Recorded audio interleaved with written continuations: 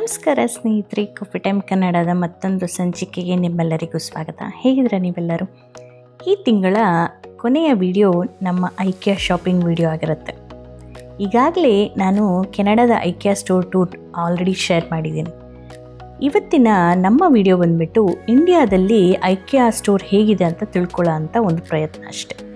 ಹೇಗಿದೆ ಅಂತ ನೋಡಿಬಿಡೋಣ. ಸಾಕಷ್ಟು ಚೇಂಜಸ್ ಇದ್ರೂ ಹಲವು ಪ್ರಾಡಕ್ಟ್ಸ್ ಸೇಮ್ ಇದೆ. ಈ ವಿಡಿಯೋದಲ್ಲಿ ನಾನು ಯಾವುದೇ ರೀತಿಯಾದ ಪ್ರೈಸ್ ಕಂಪ್ಯಾರಿಷನ್ ಬಗ್ಗೆ ಮಾತಾಡ್ತಾ ಇಲ್ಲ. ಜಸ್ಟ್ ಏನೆಲ್ಲ ಪ್ರಾಡಕ್ಟ್ಸ್ ಡಿಫ್ರೆಂಟ್ ಆಗಿದೆ ಅಂತ ಮಾತ್ರ ತೋರಿಸೋ ಒಂದು ಉದ್ದೇಶ ಅಷ್ಟೆ. ಫುಡ್ ಅಂತೂ ತುಂಬಾ ಚೇಂಜ್ ಇದೆ. ಏನೇ ಆಗಲಿ, ಕೆನಡಾ ಐಕ್ಯಾ ನನ್ನ ಫಸ್ಟ್ ಸ್ಟೋರ್ ವಿಸಿಟ್ ಆದ ಕಾರಣ ನನಗೆ ಯಾವಾಗಲೂ ಅದು ಸ್ಪೆಷಲ್ ಆಗಿ ಚೆನ್ನಾಗೇ ಅನಿಸುತ್ತೆ. ಕೆನಡಾದಲ್ಲಿ 3 ಬೆರೀಸ್ ಚೀಸ್ ಕೇಕ್ ನನ್ನ ಫೇವ್ರೇಟ್ ಆಗಿತ್ತು. ಅಲ್ಲಿ ಮಾತ್ರ ನಾನು ನೋಡಿರೋದು. US ಅಲ್ಲಂತೂ ಅದು ಸಿಗೋದೇ ಇಲ್ಲ. ಪ್ಲೇನ್ ಚೀಸ್ ಕೇಕ್ ಸಿಗುತ್ತೆ, ಅದು ಯಾವಾಗಲೂ ಒಂದು ಸಲ ಇರುತ್ತೆ ಅಷ್ಟೆ. ಅದು ಅಷ್ಟೇನು ಚೆನ್ನಾಗಿರಲ್ಲ. ಆದರೆ ಕೆನಡಾದಲ್ಲಿ ತುಂಬಾ ಚೆನ್ನಾಗಿರೋದು. ಏನಪ್ಪ ಐಕ್ಯಾಗೆ ಹೋಗಿ ಫುಡ್ ಬಗ್ಗೆ ಮಾತಾಡ್ತಾ ಇದ್ದೀನಿ ಅಂದ್ಕೊಂಡ್ರಾ? ಶಾಪಿಂಗ್ ಮಾಡಿ ಟಯರ್ಡ್ ಆದರೆ ನಾವೆಲ್ಲ ಹುಡ್ಕೊಂಡು ಹೋಗೋದು ಫುಡ್ಡೇ ಅಲ್ವಾ? ಅದಕ್ಕೆ ಅಲ್ವಾ ಅವರು ಅಲ್ಲೊಂದು ಫುಡ್ ಕೌಂಟರ್ ಇಟ್ಟಿರೋದು. ಇನ್ನೊಂದು ನನಗೆ ಬ್ಯಾಂಗ್ಳೂರ್ ಐಕ್ಯಾ ಇಷ್ಟ ಆಗಿದೆ ಏನಕ್ಕಂದರೆ, ಡೈರೆಕ್ಟಾಗಿ ಮೆಟ್ರೋ ಸ್ಟೇಷನ್ ಕನೆಕ್ಷನ್ ಇದೆ ಈ ಒಂದು ಐಕ್ಯಾ ಸ್ಟೋರ್ಗೆ. US ಕೆನಡಾ ಅಂದರೆ ಕಾರ್ನಲ್ಲೇ ಟ್ರಾವೆಲ್ ಮಾಡಬೇಕು. ಅದರಲ್ಲೂ US ಪಬ್ಲಿಕ್ ಟ್ರಾನ್ಸ್ಪೋರ್ಟ್ ಎಲ್ಲ ಕಡೆ ಸಿಗೋದಿಲ್ಲ. ಆದರೆ ನಮ್ಮ ಬೆಂಗಳೂರಿನಲ್ಲಿ ಕಾರ್ನಲ್ಲಿ ಒಂದು ಕಡೆಯಿಂದ ಇನ್ನೊಂದು ಕಡೆಗೆ ಹೋಗಬೇಕು ಅಂದರೆ ಗೊತ್ತಲ್ಲ, ಟ್ರಾಫಿಕ್ ಜಂಜಾಟ. ಹಾಗಾಗಿ ಮೆಟ್ರೋ ಕನೆಕ್ಟಿವಿಟಿ ಇರೋದು ತುಂಬಾ ಟ್ರಾವೆಲ್ ಈಸಿ ಆಗಿದೆ ಅಂತ ನನಗನ್ಸುತ್ತೆ. ಹಿಂದಿನ ಸಲ ನಾನು ಇಂಡಿಯಾಗೆ ಬಂದಾಗ ಸಾಕಷ್ಟು ನಾನು ಮೆಟ್ರೋದಲ್ಲೇ ಟ್ರಾವೆಲ್ ಮಾಡಿದೆ.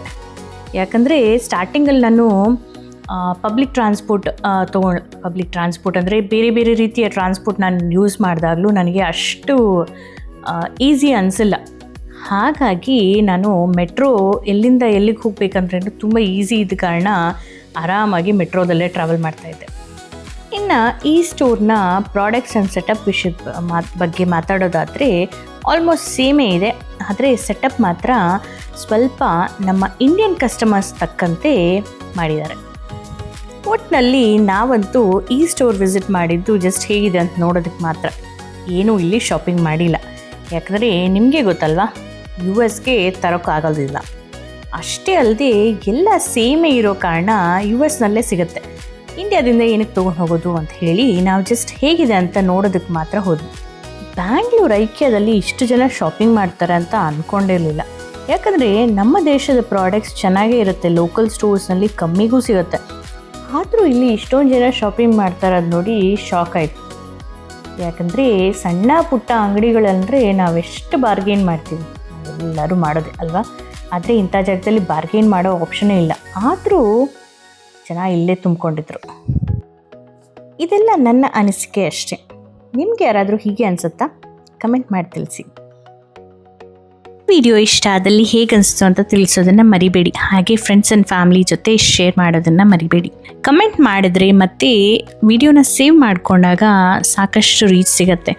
ನಾನು ಈ ವಿಡಿಯೋನ ನಿಮ್ಮ ಮುಂದೆ ತೊಗೊಂಬರೋದಕ್ಕೆ ಪಡುವಂಥ ಶ್ರಮಕ್ಕೆ ಒಂದು ಪ್ರತಿಫಲ ಸಿಕ್ಕಂಗಾಗತ್ತೆ. ಸಬ್ಸ್ಕ್ರೈಬ್ ಮಾಡ್ಕೊಂಡಿರೋ ಎಲ್ಲರಿಗೂ ತುಂಬಾ ಧನ್ಯವಾದಗಳು. ಇನ್ನೂ ಮಾಡ್ಕೊಂಡಿಲ್ಲ ಅಂದರೆ ಈಗಲೇ ಮಾಡ್ಕೊಳ್ಳಿ. ಚಾನಲ್ ಸಬ್ಸ್ಕ್ರಿಪ್ಷನ್ ಫ್ರೀ ಇದೆ.